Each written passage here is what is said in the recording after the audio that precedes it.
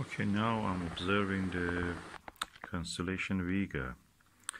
It's winter time, of course, and we are now 6 o'clock in the morning. Toward the east, I can see the Vega.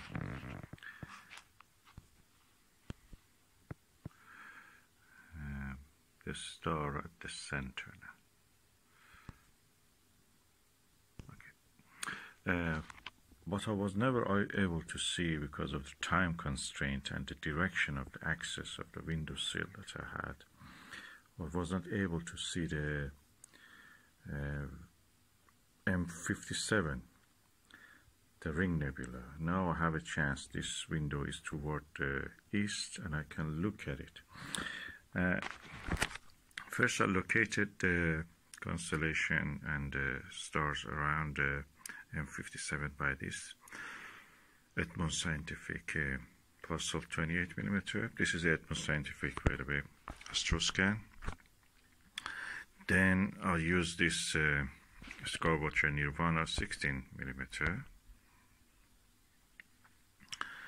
Then I narrowed it down. I could see with that Skywatcher Nirvana the hint of the nebula. Then I increased the magnification with the Televue Delos 14mm. I could see it clear.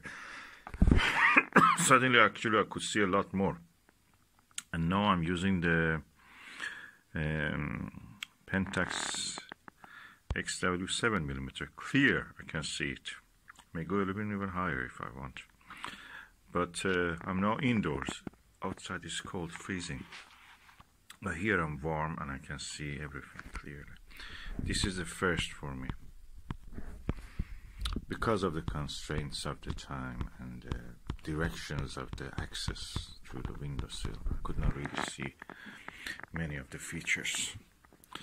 And that's the same thing with everyone, I think. Everyone may have a similar issue. So I'm really enjoying this now. And Astroscan is really easy to guide and direct.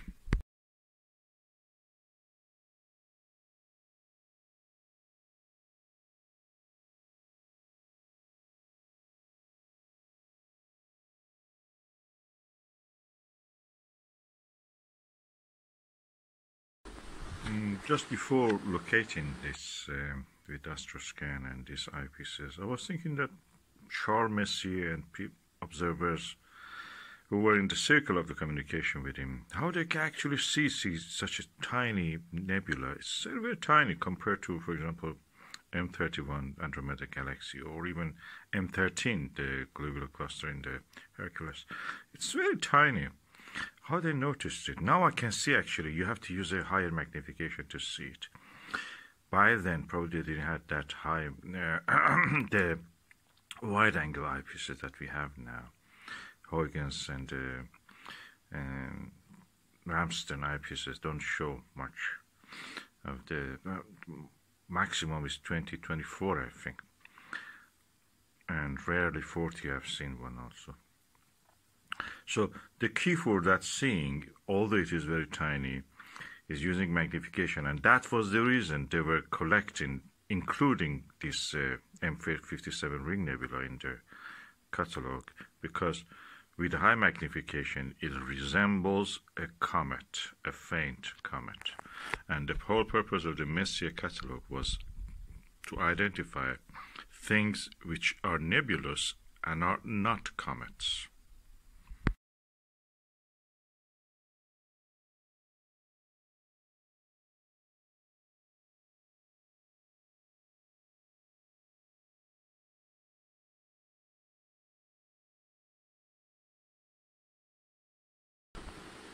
And the key for finding the M57 is that you have to remember is between gamma and beta Lyra stars.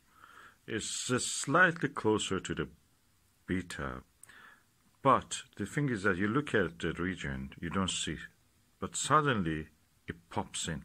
You can see actually, and for that you have to darken up your eye, and you will see it.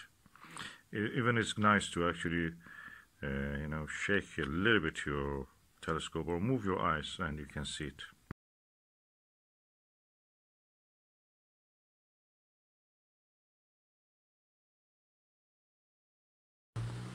And for a beautiful end to the session of observing, the moon is setting.